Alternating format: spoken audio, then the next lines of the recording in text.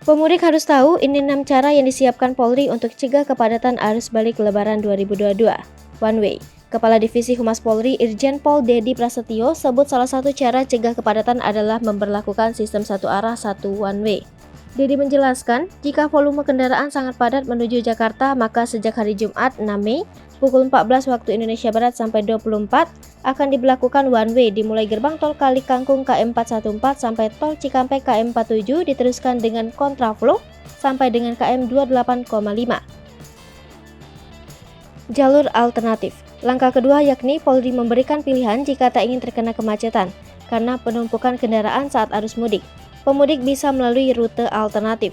Jalur alternatif tersebut yakni Jagorawi, Puncak, Cisarua, Cipanas, Cianjur, Sukaluyu, Cipatat, Padalarang, Bandung atau jalur alternatif.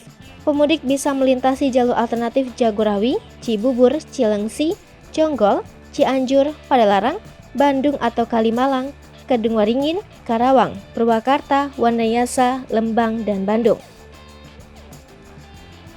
Bisa juga jalur alternatif Kalimalang, Kedungwaringin, Karawang, Purwakarta, Sukatani, Darangdan, Cikalong, Padalarang, Bandung atau Jagorawi, Sukabumi, Cianjur, Padalarang, dan Bandung.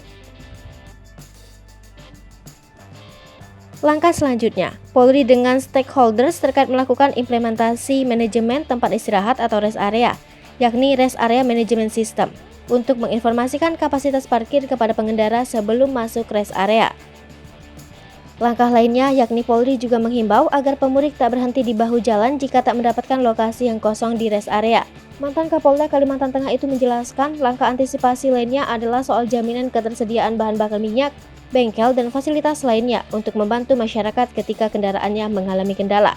Terakhir, Dedi menyampaikan langkah pencegahan kemacetan saat arus balik ialah dengan meminimalisir hambatan di rute alternatif sehingga kapasitas jalan bisa digunakan optimal oleh volume kendaraan yang dialihkan ke ruas-ruas jalan alternatif.